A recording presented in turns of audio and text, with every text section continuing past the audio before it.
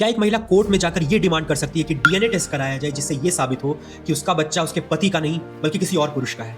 जवाब है नहीं। सिमिलरली, क्या एक हस्बैंड अपनी वाइफ के कैरेक्टर पर सवाल उठाते हुए डीएनए टेस्ट की डिमांड कर सकता है? चलिए सुप्रीम कोर्ट ने क्या कहा जानते हैं। आर राजेंद्रन वर्सेस कमर निशा के इस मैटर में सुप्रीम कोर्ट ने सेक्शन 112 ऑफ एविडेंस एक्ट को बहुत अच्छे से इंटरप्रेट किया।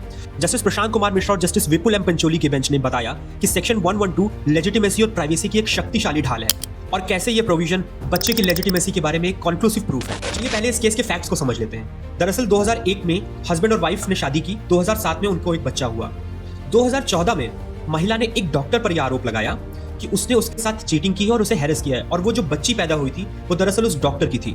अपने इन एलिगेशंस को प्रूव करने के लिए महिला ने डीएनए टेस्ट की मांग की, जिसे पहले मजिस्ट्रेट कोर्ट ने अलाउ किया, हाई कोर्ट ने भी अलाउ किया, लेकिन जो डॉक्टर व्यक्ति था वो सुप्रीम कोर्ट पहुंचा क्योंकि वो चाहता था कि डीएनए टेस्ट का डायरेक्शन नहीं दिया जाए। अब सुप्रीम कोर्ट के सामने सवाल यह था कि क्या इन तथ्यों पर डीएनए टेस्ट का डायरेक्शन दिया जाना उचित है? जवाब देने से पहले सुप्रीम कोर्ट ने सेक्शन 112 एविडेंस एक्ट को पढ़ा, जो कि यह प्रिजम्पशन देता है कि एक विवाह के दौरान या शादी टूटने के 280 दिनों के अंदर जो भी जन्मा बच्चा है वो लेजिटिमेटली उसी मैरिड कपल का है।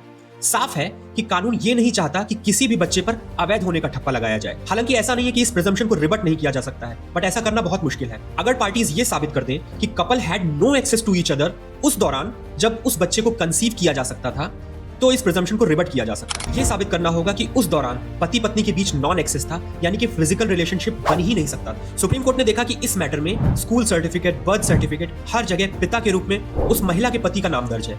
इनफैक्ट महिला ने अपनी प्लीडिंग्स में नॉन एक्सेस का कोई बात ही नहीं की थी, यानी कि महिला अपनी प्लीडिंग्स तक में यह बात नहीं कह रही थी कि उसका और उसके पति के बीच में नॉन एक्सेस था। सुप्रीम कोर्ट ने कहा कि केवल यह कह देना कि महिला का किसी और पुरुष से भी संबंध था काफी नहीं। सैमुल्टेनियस एक्सेस से पति का एक्सेस खत्म नहीं हो जाता। सिमिलरली, अगर एक पति ये कहे कि उसकी पत्नी का किसी और से संबंध था, तो ये बात भी इनफ नहीं है ये कहने के लिए कि बच्चा उसका नहीं है, क्योंकि कानून तो ये चाहता है कि बच्चे को किसी भी तरह से अवैध न कहा जाए। सुप्रीम कोर्ट ने साफ किया कि इस मैटर में डीएनए टेस्ट की कोई आवश्यकता नहीं है। सुप्रीम कोर्ट ने डीएनए टेस्ट को लेकर अपनी पुरानी कसौटियां भी दोहराई, जिसमें यह कहा गया था कि रूटीन या फिशिंग इंक्वायरी नहीं की जानी चाहिए और डीएनए टेस्ट केवल तब होना चाहिए जब एमिनेंट नीड हो, यानी कि बिना डीएनए टेस्ट के सच तक पहुंचना संभव ना हो।